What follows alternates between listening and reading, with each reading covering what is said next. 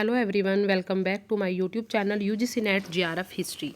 आज फिर से आपका मेरे चैनल पर स्वागत है और आज की वीडियो का टॉपिक है हर्ष का प्रशासन, administration of Harshvardhan. Last video में हमने हर्ष की विजय, हर्ष के साम्राज्य विस्तार की बात की थी। आज इस वीडियो में हम हर्ष के प्रशासन की बात करेंगे स्टूडेंट्स। तो आप प्लीज़ वीडियो को एंड तक देखिएगा और वीडियो को लाइक और शेयर ज़रूर कीजिएगा। देख लेते हैं वीडियो, आज की वीडियो जो है शुरू करते हैं।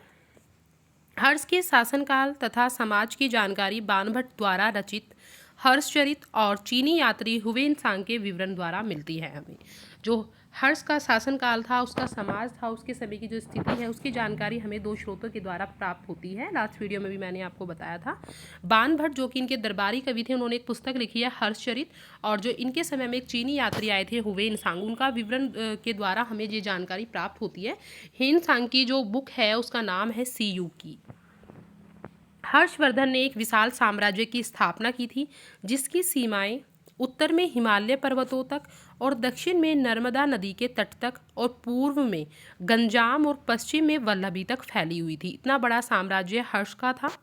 हर्ष का साम्राज्य सामंती संगठन पर आधारित था। राज्य को प्रशासनिक सुविधा के लिए गांव, विषय, भुक्ति और राष्ट्र में बांटा गया था। जो प्रशासनिक सुविधा के लिए इसने पूरे साम्राज्य को 4 भागों में डिवाइड कर दिया था। उसमें जो 4 भाग थे वो थे गांव, विषय, भुक्ति और राष्ट्र।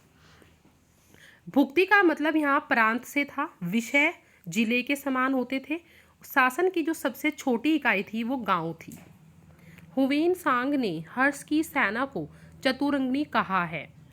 हुवेनसांग जो कि एक चीनी यात्री थे, इनके टाइम पर जब भारत आए थे, उन्होंने हर्ष की जो सेना थी उसे चतुरंगनी कहा, जिसमें पैदल, घुड़सवार, रथ और हाथियों की टुकड़ी थी। 4 प्रकार की सेनाएं थी हर्ष की। सम्राट को सहायता देने के लिए एक मंत्री परिषद होती थी और मंत्री को सचिव या आमत्य कहा जाता था, जो जिससे सम्राट जो है राज्य के कार्यों में हेल्प लेता था। जो उसकी सहायता करती थी वो थी मंत्री परिषद, जिसमें मंत्री होते थे और मंत्रियों को सचिव और आमत्य कहा जाता था। भंडी जो है हर्षवर्धन का प्रधान सचिव था। भंडी नाम का एक व्यक्ति था जो कि हर्षवर्धन का प्रधान सचिव था। अवंती विदेश सचिव था और सिंहनाद उसका प्रधान सेनापति था। सिंहनाद नाम का व्यक्ति उसका प्रधान सेनापति था। कुंतल जो है आरोही सेना का और अवरोही सेना जो अश्वरोही सेना थी, जो घोड़े की सेना थी, उसके सर्वोच्च अधिकारी थे। और स्कंदगुप्त जो है गज सेना के प्रधान थे। जो स्कंदगुप्त नाम के व्यक्ति थे वो जो गज सेना होती थी उसका प्रधान व्यक्ति होता था। न्याय व्यवस्था का जो सर्वोच्च अधिकारी होता था वो सम्राट होता था। सबसे ज़्यादा जो मतलब जिसके हाथ में न्याय व्यवस्था होती थी वो जो है सम्राट के हाथ में होती थी, जो कि हर्षवर्धन थे। हुवेनसांग के अनुसार हर्ष के राज्य में कानून व्यवस्था अच्छी नहीं थी, ऐसा हुवेनसांग ने अपने विवरण में बताया है।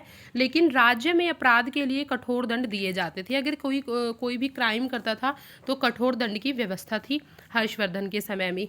इस काल में राज्य को सबसे ज़्यादा आय जो है, इनकम जो है वो भूमि से ही होती थी। ऐसा हुवेनसांग ने कहा है कि हर्ष के राज्य की जो सबसे ज़्यादा इनकम थी वो भूमि से होती थी।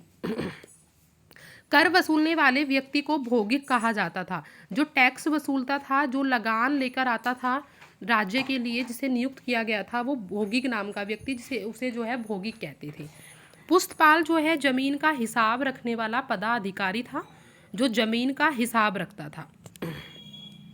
उपज का 6वां भाग 1/6 भाग राजस्व के रूप में वसूल किया जाता था, ऐसा कहा जाता है।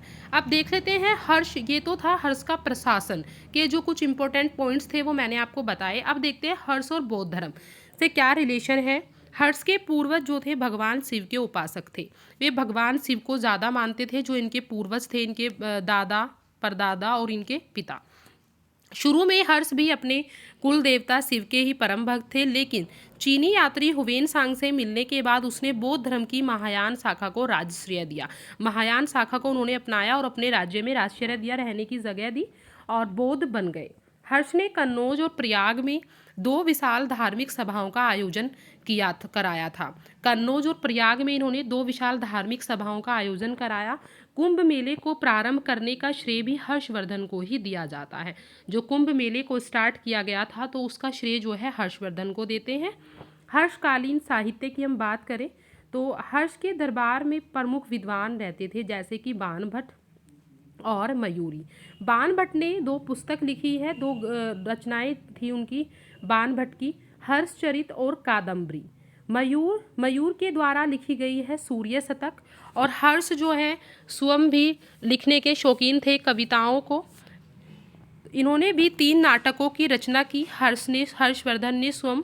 तो इनके जो 3 नाटक थे वो थे प्रियदर्शिका, रत्नावली और नागानंद। ये इनकी रचनाएं हैं और कहा जाता है कि इन रचनाओं को धावक नामक एक कवि को लिखने का भी श्रेय दिया जाता है कि इन 3 रचनाओं की रचना एक व्यक्ति ने और की थी जिसका नाम था धावक।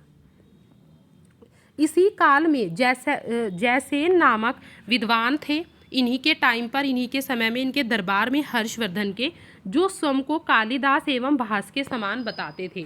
जो भास थे व्यक्ति, एक कवि और एक कालिदास, इन दोनों के समान भी अपने आप को कहते थे जयसेन। हर्ष के अधीनस्थ जो कुछ इंपॉर्टेंट पॉइंट्स हैं इनसे रिलेटेड, हर्ष के अधीनस्थ शासक महाराज अथवा महासामंत कहे जाते थे। जो इनके अधीन शासक होते थे जो हर्ष की अधीनता स्वीकार करते थे उनको महाराज या महासामंत कहा जाता था। प्रशासन की सुविधा के लिए हर्ष का जो साम्राज्य था वो कई प्रांतों में बटा हुआ था और प्रांतों को भुक्ति कहा जाता था, जो कि मैंने स्टार्टिंग में ही आपको बताया था। गांव जो है शासन की सबसे छोटी इकाई थी और ग्राम शासन का जो प्रधान होता था उसको बोलते थे ग्राम शख्स पटलिक। हर्षचरित में सिंचाई के साधन के रूप में हमें एक जल पंप जिसे तुला यंत्र कहा जाता है उसका उल्लेख मिलता है, जो कि हर्षचरित बाणभट्ट ने लिखा है उसके अंदर। हर्ष के समय में मथुरा जो है, नोट देख लेते हैं, हर्ष के समय जो है मथुरा जो है सूती वस्त्रों के निर्माण के लिए प्रसिद्ध था। हर्ष का जो शासन था वो उत्तर में कश्मीर को छोड़कर सभी प्रांतों में था, ऐसा कहा जाता है। हर्ष के समय में कन्नौज के लिए इनके टाइम पर ही एक संघर्ष हुआ था जिसे त्रिपक्षीय संघर्ष भी कहा जाता है।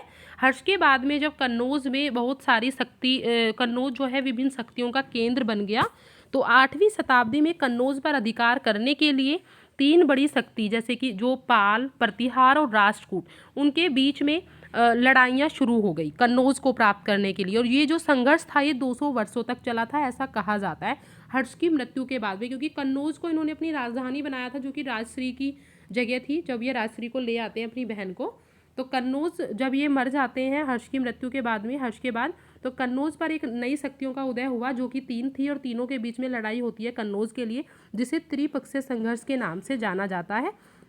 और ये 3 व्यक्तियों के बीच में 3 वो थे, राजपूत, पाल, प्रतिहार और राष्ट्रकूट। इसमें जो है प्रतिहारों की विजय हुई थी, गुज्जर प्रतिहार इन्हें कहा जाता है। कन्नौज पर स्वामित्व के लिए संघर्ष का जो आरंभ है वो पाल शासक धर्मपाल ने किया था। ऐसा कहा जाता है कि जो पाल शासक थे धर्मपाल, उन्होंने इसका नेतृत्व किया और इस त्रिपक्षीय संघर्ष का कोई निर्णायक परिणाम नहीं निकला था।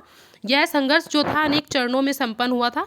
जैसे जो सबसे स्टार्टिंग का जो चरण था पाली थी, वो थी पाल शासक धर्मपाल के द्वारा, और प्रतिहार के शासक थे वत्सराज और राष्ट्रकूटों के शासक थे ध्रुव।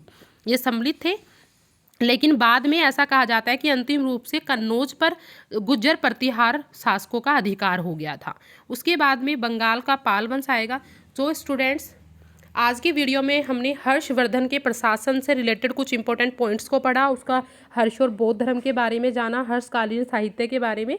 तो इस तरीके से हमारा ये टॉपिक कंप्लीट हो गया है। नेक्स्ट वीडियो में ऐसे हम नेक्स्ट टॉपिक की बात करेंगे। तो अगर आपको ये वीडियो अच्छी लगी हो तो प्लीज़ वीडियो को लाइक कीजिएगा, शेयर कीजिएगा और चैनल को सब्सक्राइब जरूर कीजिएगा। तब तक के लिए take care, have a good day.